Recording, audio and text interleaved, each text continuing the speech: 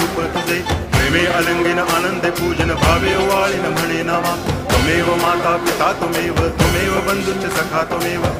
विद्या करुणं त्वमेव सर्वं मम देव कायेन वाचा मनसेन्द्रियैर्वा बुद्ध्यात्मना वा प्रकृति स्वभावात् करोमि यद्यत् सकलं परस्मै नारायणायति समर्पयामि अच्युतं केशवं रामनारायणं कृष्णदामोदरं वासुदेवं हरि श्रीधरं माधवं गोपिकावल्लभं जानकीनायकं रामचन्द्रं भजे हरे राम